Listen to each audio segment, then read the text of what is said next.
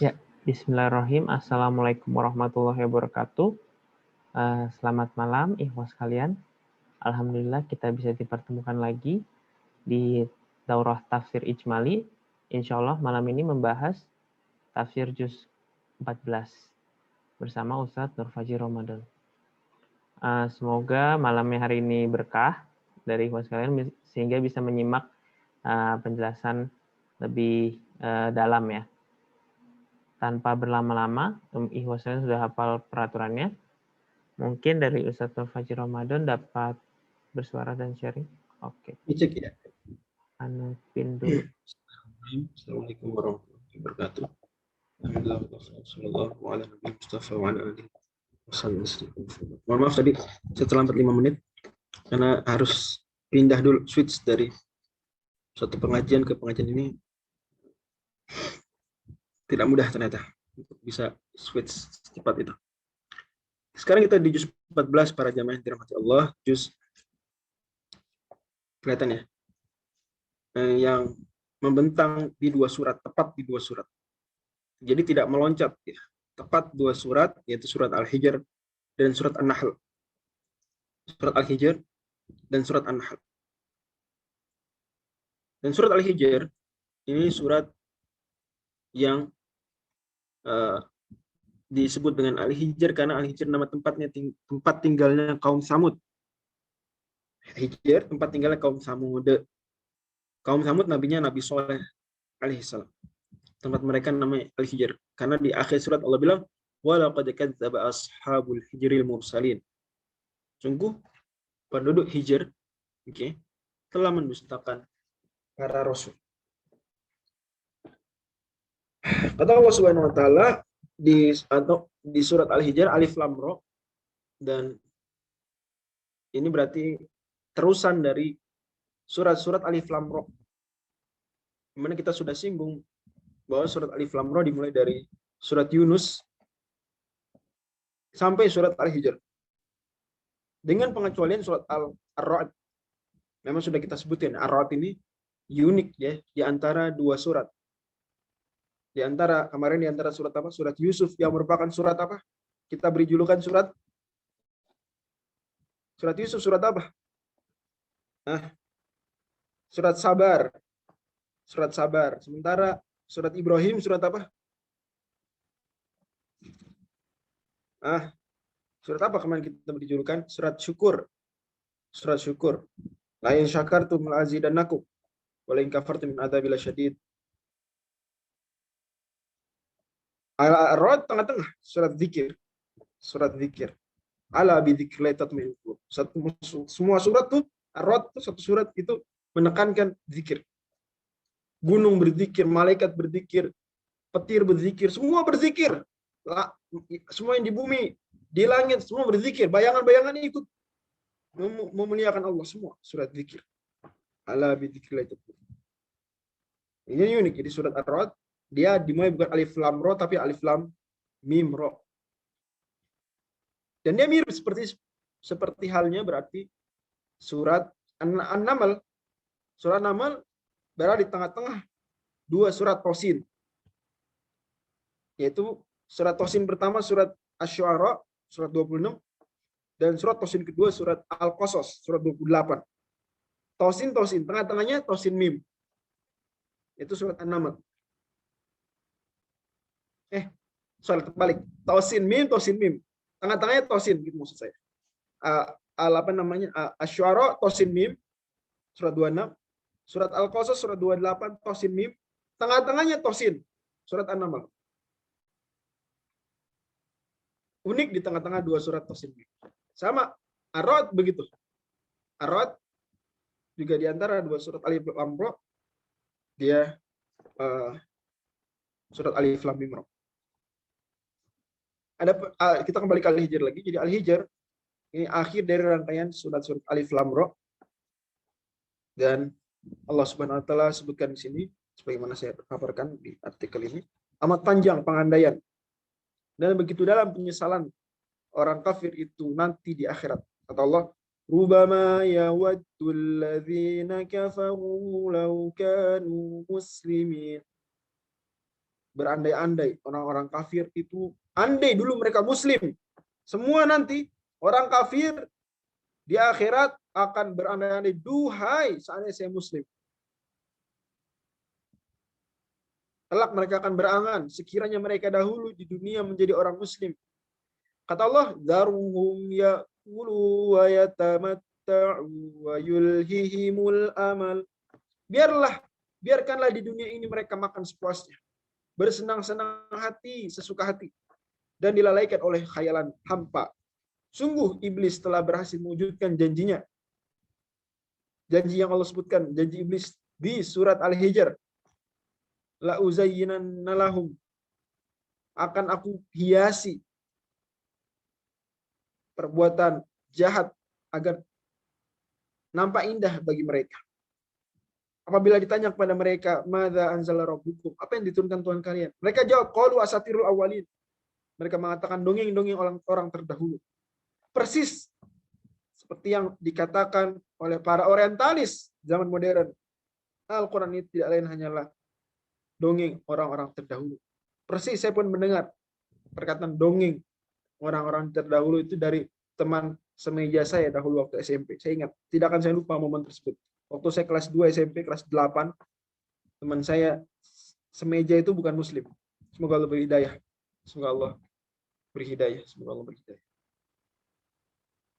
Dan dia mengatakan perkataan seperti itu. Dalam hati saya yang sudah hafal surat surat Al-Mutaffifin, kemudian iris. Saya mau bilang, ini benar loh omongan kamu di Quran. Cuma khawatir malah menghalangi dari hidayah. Ya, maka saya kemudian hanya jadi pelajaran saja dalam hati. Qalu asatirul awwalin, ini dari surat An-Nahl. Mereka menuduh Al-Quran itu hanya diajarkan oleh seorang Nasrani yang berkebangsaan Romawi Timur kepada Nabi Muhammad SAW. Kata mereka, innama yu'allimuhu bashar. Nah, ini mah Quran cuma diajari oleh manusia saja. Maka Allah bantah, lisanul ladzi yulhiduna ilaihi ajamiyun. Bahasa orang yang mereka tuduhkan bahwa Nabi Muhammad mengambil dari itu adalah ajami, bukan bahasa Arab. Wa hadza lisanun arabiyyun mubin, sementara Al-Quran berbahasa Arab. Dan Masya Allah, tuduhan itu diulang lagi oleh orientalis dan dilatahi oleh sebagian orang yang berkebangsaan Arab atau berkebangsaan Indonesia yang mengikuti perkataan-perkataan tersebut. Yudahi'una qawla alladzina kafaru min qabl. Sama, saya baca di buku-buku mereka mengatakan persis bahwa pada akhirnya Al-Quran ini adalah Nabi Muhammad, atau mereka tidak pakai Nabi. Bayangkan, orang yang KTP-nya Islam menulis tentang ini tidak pakai Nabi. Muhammad itu mengambil inspirasi Al-Quran dari peradaban-peradaban lain, ambil hukum yang Romawi dan seterusnya. Ada buku di rumah saya. Kata Allah Subhanahu wa taala, padahal Al-Quran berbahasa Arab jelas, sementara orang-orang yang dituduhkan itu tidak berbahasa Arab. Dan Nabi Muhammad SAW bukan sastrawan, bukan pujangga.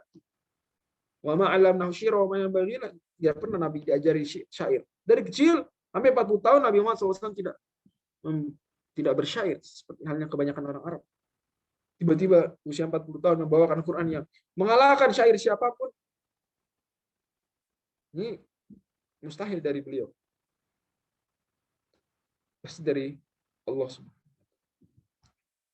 Dan sebagai tambahan teman-teman sekalian yang pernah belajar balaghah, khususnya ilmu ma'an, ilmu ya balaghah secara umum ya, balaghah secara umum. Biasanya di awal itu ada pembahasan tentang uyubul fasahah. Aib-aib kefasihan, kan gitu, pasti belajar itu di awalnya.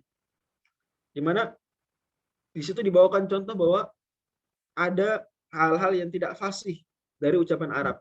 Seperti misalnya apa? Tanafurul huruf, tanafurul kalimat, mukhalafatu al-qawaid dan sejenisnya. Ada. Dan contoh-contohnya dari syair-syair klasik. Kan begitu. Contoh-contohnya dari syair klasik. Syair pra-Islam, syair atau even after Islam. Tapi syair pra-Islam pun banyak kata-kata yang ya tidak nyaman dibaca, tidak nyaman didengar. Ada. Asi, gorobah, dan seterusnya. Atau bahkan tidak ideal secara kaidah. Itu ada. Jadi klaim bahwa syair itu tidak ada kesalahan nahunya atau ya mungkin kalau disebut salah tidak salah tapi tidak ideal. tidak ideal dalam hal nahwu, ya, menyimpang dari kaidah yang baku, yang jamak, kaidah yang lazim umumnya digunakan. Itu maksudnya mukhalafatul qaidil lughah, mukhalafatul qiyas, itu maksudnya. Tapi Al-Quran tidak seperti itu. Al-Quran tidak seperti itu. Kata-katanya mudah. Ya, tidak sampai level ghorobah, enggak sampai level ghorobah. Kuat, bisa dinikmati orang awam, bisa dinikmati orang pinter, expert menikmatinya, layman menikmatinya. Dan begitulah memang kata Allah, sungguhnya kamilah yang menurunkan Al-Quran. Inna nazzalna dzikra wa inna lahu lahafidhun, di surat Al-Hijr. Dan kami pula yang pasti memelihara. Di antara mereka banyak yang tatkala diberi kabar di hari persalinan dengan kelahiran anak perempuan, dia menjadi sangat murka. Di surat An-Nahl Allah sebutkan. Dan FYI, surat An-Nahl nama lainnya adalah surat An-Ni'am. Nama lain surat An-Nahl adalah surat An-Ni'am. Surat nikmat-nikmat. Karena memang isinya penuh nikmat. Sampai terkenal di dalamnya ada kadzalika yutimmu ni'matahu 'alaikum la'allakum tuslimun. Demikianlah Allah Subhanahu wa taala menyempurnakan nikmatnya atas kalian agar kalian berislam. Al-Fakir sendiri punya kebiasaan, ini tidak dianggap sunnah Nabi, tapi punya kebiasaan pribadi, bahwa kalau dapat sebuah nikmat yang luar biasa, baca surat An-Nahl langsung. Dari awal sampai akhir. Kadzalika yutimmu ni'matahu 'alaikum la'allakum tuslimun. Nah, surat An-Nahl di dalamnya banyak nikmat. Menariknya, Allah menyebutkan di antara nikmat Allah yang agung adalah punya anak perempuan. Dan itu kontras dengan anggapan orang-orang Arab saat itu dan anggapan orang-orang Romawi saat itu, orang-orang peradaban dunia saat itu cenderung tidak suka anak perempuan. Bahkan kita semua tahu bahwa tokoh emansipasi wanita di Eropa saja baru muncul di abad 18. Itu baru dia menyuarakan agar perempuan bisa ikut sekolah, agar bla bla. Perempuan baru ya, teman-teman tahu nggak, tahun 2020 itu Oxford merayakan ya 100 tahun perempuan kuliah di Oxford. Anda bayangkan, baru 100 tahun lalu perempuan bisa kuliah di Oxford. Anda bayangkan, 100 tahun lalu. Memang demikian adanya. Peradaban-peradaban yang tidak Islami seperti itu. Diskriminatif terhadap, misoginis istilahnya kalau boleh pinjam istilah.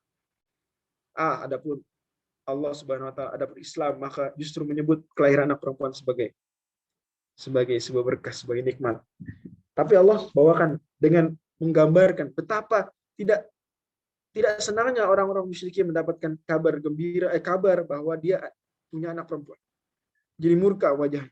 Nampak wajahnya menjadi hitam, kelam, bercampur merah padam. Yatawara minal qaumi min su'i ma busyira bih. Dia ngumpet, bersembunyi dari orang banyak. Enggak berani dia bikin status.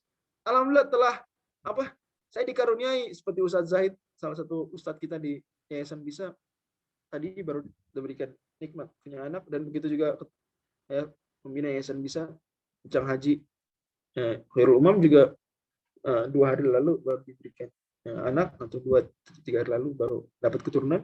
Kan mengumumkan, alhamdulillah, bersyukur. Kalau punya anak perempuan, ya tawaro minal qaum, ngumpet, bersembunyi dari orang banyak.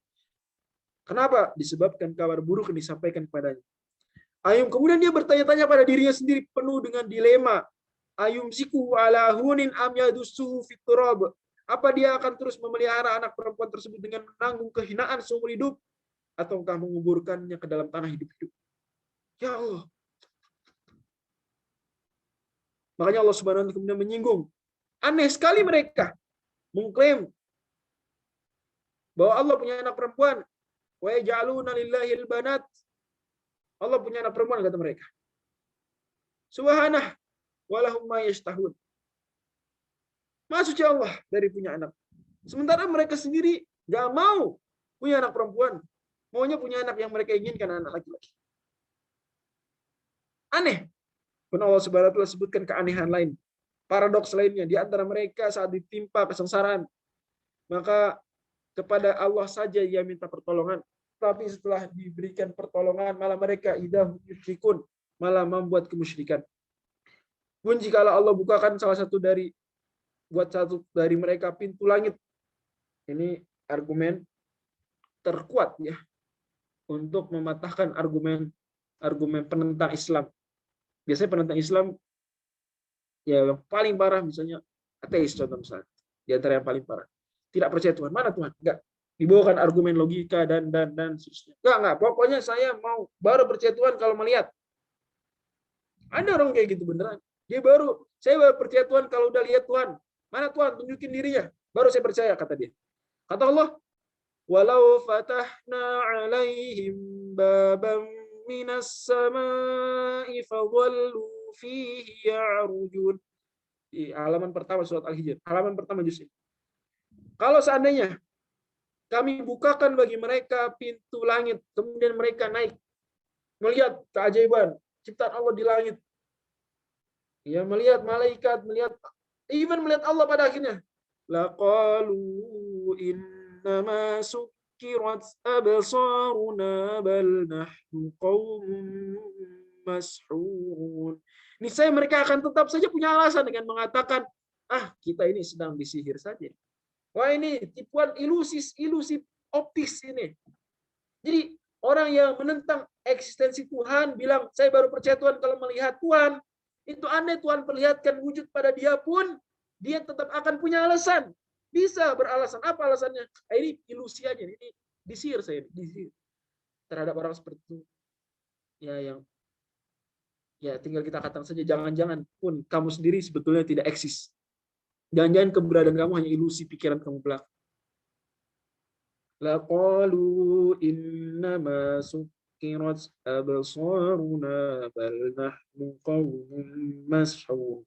Jujur, saya sebelum merenungi ayat ini, saya sendiri itu sedih sekali kalau nggak bisa membuktikan. Saya pernah berhadapan dengan beberapa orang ateis atau orang yang percaya Tuhan tapi tidak percaya agama beberapa kali. Bahkan secara publik pun pernah. Nggak secara publik, jauh lebih sering. Saya sering sedih dulu sebelum merenungi ayat itu. Surat Al-Hijr halaman pertama paling bawah. Itu gimana biar mereka percaya? Tapi pada akhirnya ayat ini memberikan ketenangan. Saya bisa bayangkan, Nabi pun mendapatkan ketenangan tersebut ketika disampaikan ayat ini. Nabi tenang saja, kalau engkau nggak perlu merasa sedih banget, desperate ketika orang-orang tidak percaya kamu. Pengennya, ya Allah, udah deh turunin mujizat, kasih lihat mereka, buktikan dirimu. Pengennya gitu pasti. Siapapun kita ada kecenderungan pengen, udah deh ya Allah, kasih lihat orang-orang musyrik itu, tunjukkan. Pengennya gitu, tapi Allah ngingetin, enggak gitu sebetulnya. Enggak. Even Allah kasih lihat diri Allah ke mereka tetap akan punya alasan.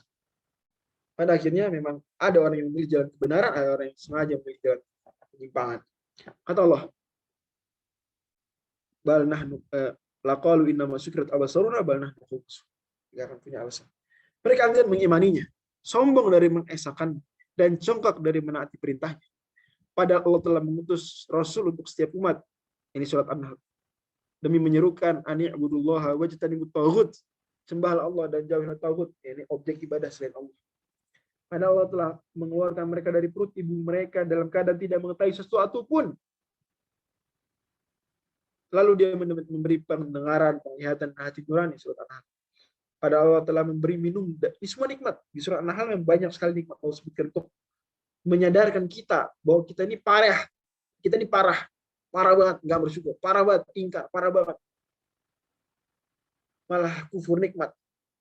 Padahal Allah telah memberi minum dari apa yang ada dalam perut hewan ternak berupa susu murni. Yang susu murni tersebut ajaibnya, Masya Allah, ya, antara kotoran dan darah. Labanan khalisan sa'iban lisyaribin. Min baini farsin wadamin labanan sa'iban lisyaribin. Antara kotoran dan darah. Allah Subhanahu wa taala ciptakan susu murni. Mudah ditelan bagi orang yang minumnya. Pun Allah Subhanahu wa taala kemudian bernikmat lain. Allah hasilkan dari perut lebah itu minuman, yakni madu, yang bermacam-macam warnanya, mukhtalifan alwanu. Di dalamnya ada syifa'ul linnas, obat bagi manusia.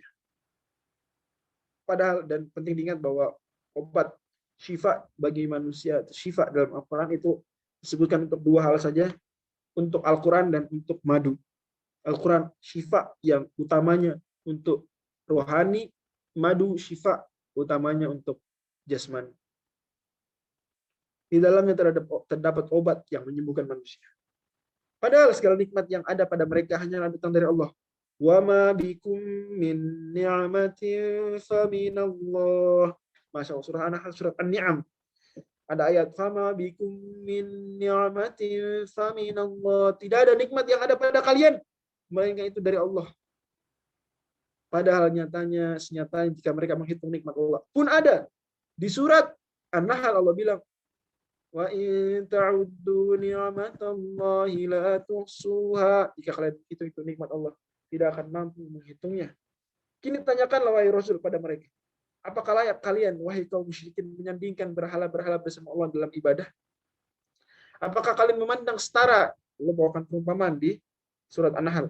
Setara seorang hamba sahaya budak yang tidak berdaya berbuat sesuatu dengan orang kaya raya lagi gemar infak hartanya itu sembunyi-sembunyi dan terang-terangan. Samakah keduanya? Allah bandingkan. Dua nih. Ada dua orang. Yang pertama budak tidak bisa ngapa-ngapain. Yang satu lagi orang kaya raya infakin hartanya sembunyi-sembunyi dan terang-terangan. Sama nggak keduanya? Beda.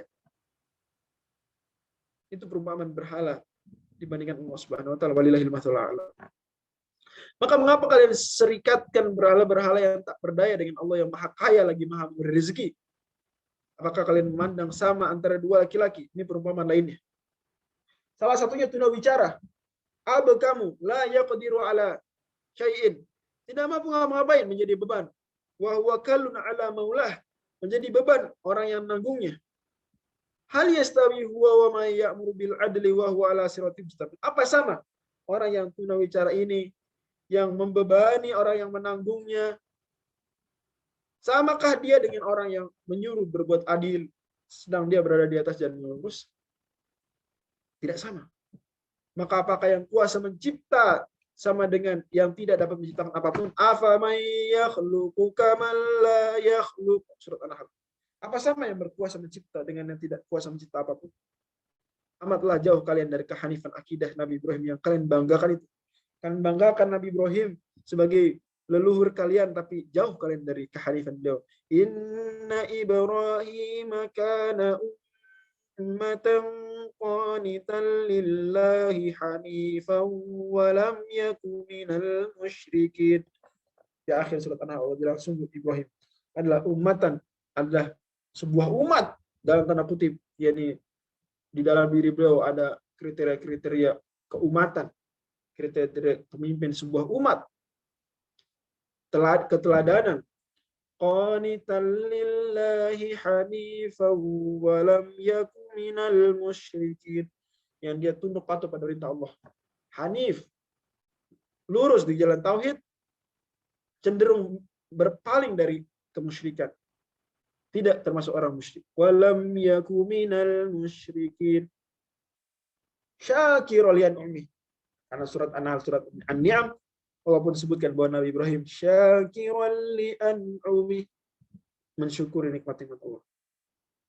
Tanyakanlah kepada mereka wahai Nabi Muhammad, apa kalian betul-betul serius wahai musyrikin Makkah menelusuri jalan Nabi Ibrahim? Kalau memang, maka tapakilah jejak beliau yang sebenar, jejak beliau yang lurus dalam tauhid. Tanyakan lagi wahai Rasul, belumkah kalian simak kisah umat Nabi Lut? Surat Al-Hijr Allah kisahkan kisah Nabi Lut yang memaksa ingin melakukan kekejian pada para malaikat yang sedang menjelma menjadi tamu rupawan. Nabi Lut didatangi oleh beberapa malaikat dalam bentuk lelaki yang sangat tampan, dan memang malaikat kalau menjelma jadi lelaki yang sangat tampan. Dan kita tahu bahwa saat itu kota Nabi Lut orang ya laki-laki suka laki-laki. Maka mereka melihat ada tamu itu langsung datang menyatroni rumahnya Nabi Lut, memaksa. Allah Subhanahu wa taala karena mereka buta dalam mabuk dosa, maka Allah jungkar balikkan kota Sodom yang mereka tinggali. Ini maksudnya firman Allah Subhanahu wa taala, la amruka innahum la fi sakratihim ya'mahun. Gitu. Allah bersumpah dengan umurnya Nabi Muhammad, demi umur engkau wahai Nabi Muhammad, sungguh mereka berada dalam kemabukan mereka, buta. la fi sakratihim ya'mahun. Masya Allah. Demikianlah teman-teman sekalian bahwa dosa bisa membuat mabuk orangnya. Tidak hanya khamr, semua dosa bisa membuat orang itu mabuk, addicted. Bisa membuat orang buta, blind.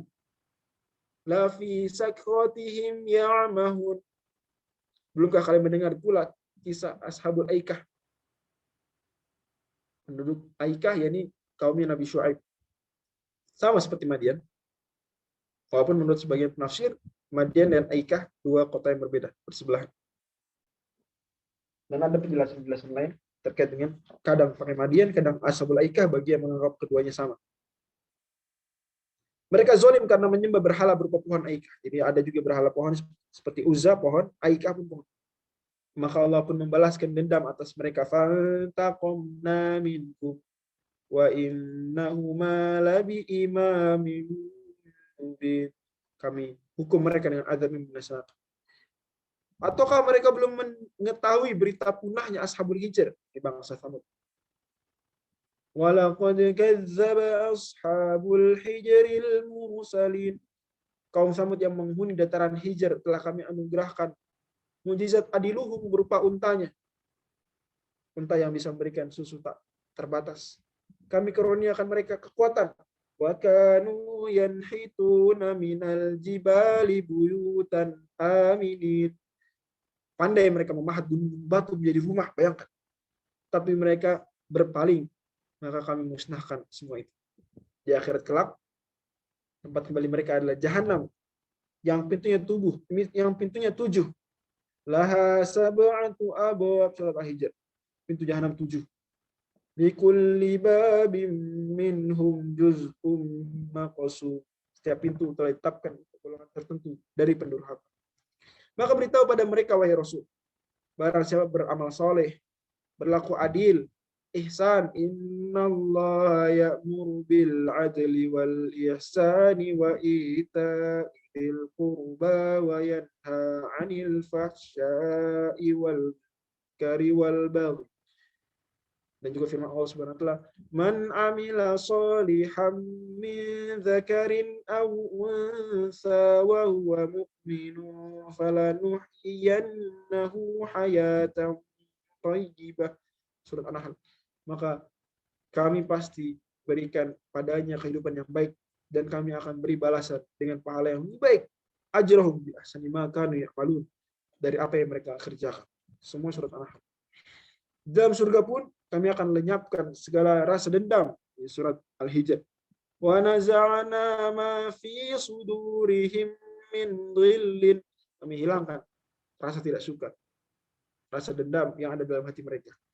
Di sana mereka akan merasa bersaudara. Ikhwanan, duduk berhadapan, bercengkrama di atas dipan-dipan. Ala sururim mutaqabilin.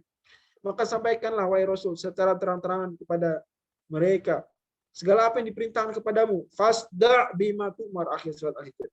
Wa arid 'anil musyrikin, serta berpalinglah dari orang-orang musyrik, sebagaimana teladan ayahmu Nabi Ibrahim. Perumpamaan orang musyrikin Quraisy adalah seperti laksana negeri yang dahulu aman. Kanat aminatan mutmainnatan ya'tiha rizquha ragadan, akhir surat An. Lagi tentram, rezeki datang pada mereka melimpah ruah dari segenap tempat. Fakafarat bi an'amillah, tapi mereka justru di surat An-Ni'am Allah sebutkan, justru mengingkari nikmat-nikmat Allah. Fa'adzaqahallahu libasal ju'i wal khaufi bima kanu yasna'un. Maka Allah Subhanahu wa ta'ala timpakan pada mereka, membuat mereka merasakan bencana kelaparan, ketakutan disebabkan apa yang mereka perbuat. Padahal telah datang pada mereka seorang rasul, walaqad ja'ahum rasulun minhum, tapi mereka dustakan, fakadzabuhu. Semestinya mereka beriman pada sang nabi, teguh di atas keimanan, tidak goyah walau disiksa, kecuali jika terpaksa. Illa man ukriha wa qalbuhu mutmainnun bil iman. Kecuali orang yang dipaksa hatinya sementara itu tetap tenang dalam keimanan, maka silakan tampakkan seolah-olah murtad padahal iman kokoh bersemayam dalam dada. Tapi barang siapa yang walakin man syarha bil kufri sadrah, melapang dadanya untuk kafir pada Allah setelah beriman, maka fa'alaihim ghadabun minallah, kemurkaan Allah atas dia menimpanya dan mereka akan mendapat azab yang besar. Mereka bak seorang perempuan, wala takunu kallatin naqadat ghazlaha, mengurai benangnya yang sudah ia mimba di kuwatin angkasa, setelah sudah dipinta dengan kuat, cerai berai kembali. Sia-sia sudah selama ini beramal soleh, seperti memintal benang, tapi setelah itu diurai kembali. Serulah wahai Rasul, manusia, ud'u ila sabili rabbika bil hikmah. Akhir surat An-Nahl.